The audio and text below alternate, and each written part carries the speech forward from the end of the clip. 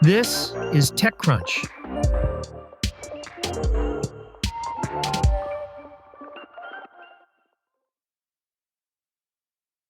Netflix CTO Elizabeth Stone announced at TechCrunch Disrupt 2025 that the streaming service is branching out into immersive and interactive experiences, starting with real-time voting. The move marks a new way for the streamer to boost engagement, as it allows audiences of live shows to interact in real time.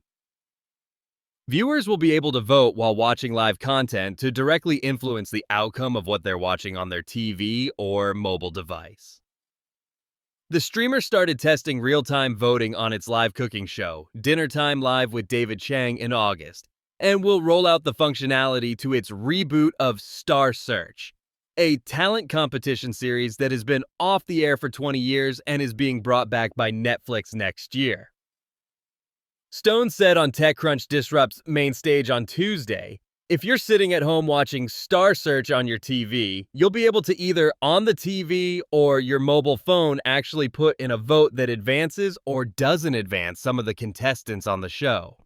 So it's just a very early starting example of the ways that we think content can be more interactive over time across devices between TV and mobile, where a member who subscribes to Netflix can actually feel like they're part of the story, influence the storyline, and feel immersed in that. Viewers will be prompted on screen and have a limited amount of time to rate performances. If you rewind or aren't caught up with the live stream, you may miss the voting window. On Dinner Time Live with David Chang, viewers were asked to vote on whether they prefer tuna fish or grilled cheese. In another instance, they were asked if they think soups are better than salads. Viewers can see the results of the voting displayed on screen. Netflix says it saw consistent engagement episode to episode in early testing of real-time voting, which it believes signals strong potential for more interactive entertainment in the future. The streaming service says it's focused on building toward more ways for viewers to feel involved in what they're watching, which is why it's working to allow for real-time responsiveness to content. At a time when Netflix is facing mounting competition from other streaming services, the company likely hopes that its new interactive functionality will create a shared, community-driven viewing experience for its members. It's worth noting that this isn't the first time Netflix has explored real-time voting with its content, as the streaming service previously tested interactive viewer polls during its reality TV shows Too Hot to Handle and Love is Blind. In addition to live, Netflix is focused on real-time responsiveness for formats like its new party games for TV and eventually podcasts, so users can engage with what is happening in the moment. Stone said, "There's also a lot that's exciting happening with cloud games, which introduces another similar kind of interaction pattern. So we've got some fun living room party games launching in Q4 this year, more next year, for example, Boggle. So it's on your living room TV screen. You're able to do it with friends and family locally using your mobile phone. It's another way to think about more immersive, fun, in-the-moment content, in addition to the more traditional film and TV, which of course will continue to hit out of the park." Also on Tuesday, Stone announced that Netflix is launching immersive experiences on its homepage that the company says will bring its content to life through animation and dynamic special effects. To start, Netflix has launched a new Halloween collection immersive experience. In the future, the company will debut a holiday collection in December and more IP-driven ones in the future, such as a Bridgerton one.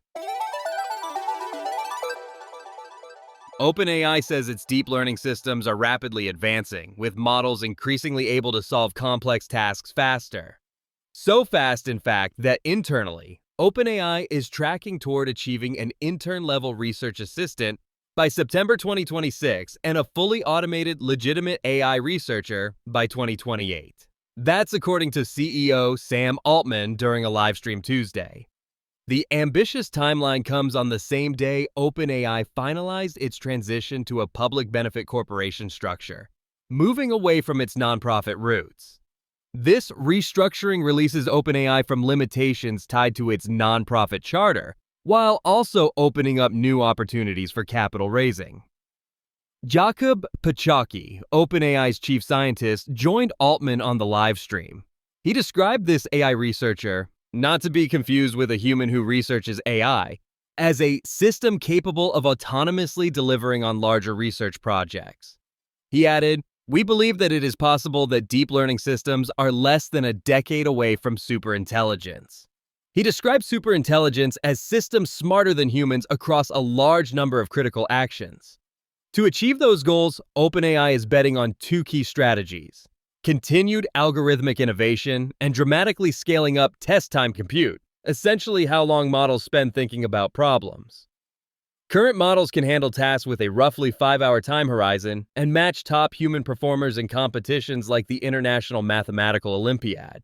But Pachaki believes this horizon will extend rapidly, in part by allowing models to spend far more computational resources thinking through complex problems. For major scientific breakthroughs, he said, it would be worth dedicating entire data centers worth of computing power to a single problem. OpenAI says these goals are in line with the firm's overall push to advance scientific research and allow AI to potentially make discoveries faster than human researchers, tackle complex problems beyond current human capabilities, and dramatically speed up technological innovation across multiple fields like medicine, physics, and technology development. Altman also said the restructuring creates a framework to support OpenAI's aggressive timeline for AI research assistance while maintaining a commitment to responsible AI development. Under the new structure, the nonprofit OpenAI Foundation, which is focused on scientific advancement, will own 26% of the for-profit and will govern the research direction. The nonprofit also has a $25 billion commitment to use AI for curing diseases and will help manage AI research and safety initiatives. Per Altman, the for-profit arm's ability to raise more funds means it can scale the necessary infrastructure build-out to achieve scientific advancements. Altman said OpenAI has committed to 30 gigawatts of infrastructure, which is a $1.4 trillion financial obligation over the next few years. That's it from TechCrunch. For more stories like these, check out TechCrunch.com.